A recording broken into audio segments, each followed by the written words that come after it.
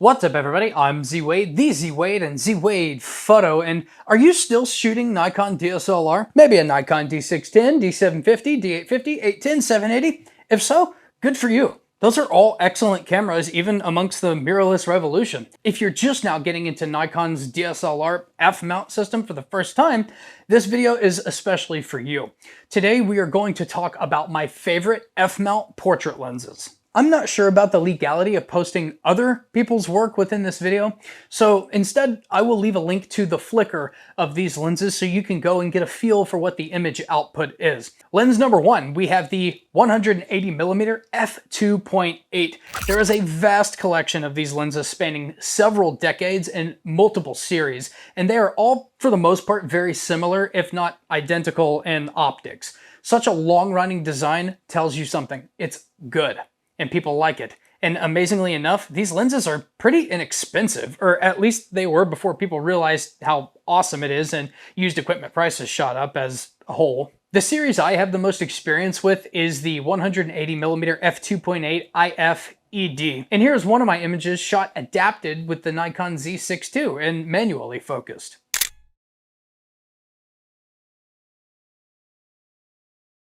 This lens is a screw drive autofocus, so it will not autofocus on cameras below a D7000 series. So keep that in mind before you buy. Lens number two, we have the AF Nikkor 85mm f1.8D series.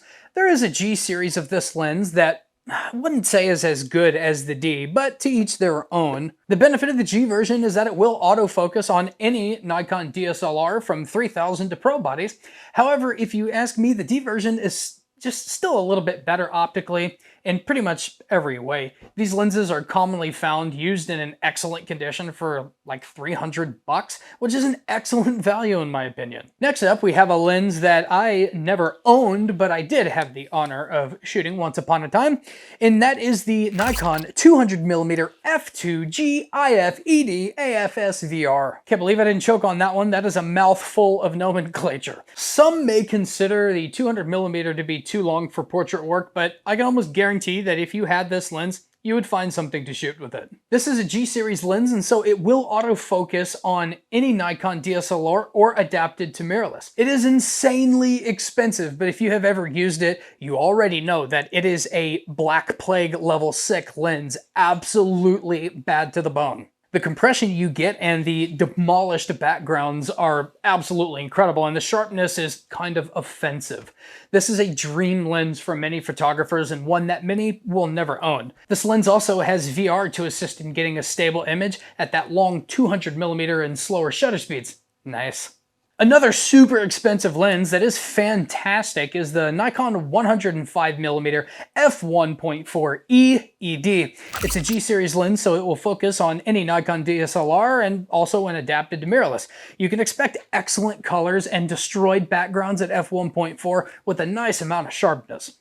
A side note, while I find this lens to be really great and beautiful, I've always found its original asking price to be too high and kind of offensive. The market, however, has spoken on this lens, and since launch, as far as lenses go, it's held its value really well. I would expect if you purchase this lens even today, it would still be popular for many years and easy to sell at a smaller loss compared to other lenses. Should you ever get tired of it and find yourself in a bind because you're bad with money and it's way too expensive in the first place, I take no responsibility for you buying anything in this video. The fifth lens on this list is a unique one, the Nikon Nikkor AF-DC105 f2D. This was once commonly regarded as the king of portrait lenses, as it had this neat little feature, defocus image control, that gave you extra control of the out of focus areas of the image. That out of focus area is the background. At least it should be the background, unless you're a terrible photographer, in which case you could defocus control your subject. The price has pretty consistently been higher since conception, as the mechanics of this lens's special effect have always been considered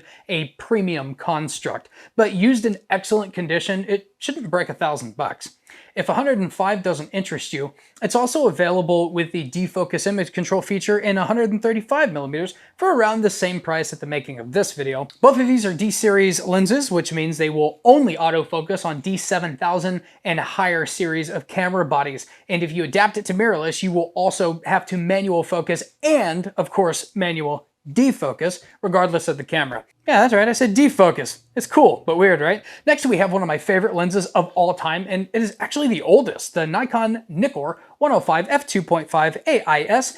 This lens took one of the most famous photographs of all time, the Afghan Girl by legendary photographer Steve McCurry. It's a manual focus only lens from way back in the film days, and it has this nifty little built-in lens hood. You can find these lenses for dirt cheap, but be aware that even when labeled excellent plus condition, it is virtually impossible to find any that don't have some amount of internal dust. It's even more impossible to find somebody willing to take that apart and remove said dust, because that skill set is pretty much dead, and those that can don't really want to because there's no parts that exist anymore and they can't replace their screw-ups. When you nail manual focus, it is very detailed while still giving you a 3D pop with a beautiful soft glow while still seeming sharp. None of that seems to make sense. Glow, soft, sharp, doesn't matter. If you pick one of these up for $150, you'll understand exactly what I mean. It's full of character with lovely skin tones and colors, and it's only age that keeps its price low. This lens is truly a gem of Nikon's long f-mount history. Let me know in the comments if you have used any of the lenses I mentioned in this video and which ones are your favorites. Also, you can let us know in the comments a lens that I didn't mention that you happen to love for portrait photography. I'm Z Wade, the Z Wade, and Z Wade Photo, and we'll talk soon.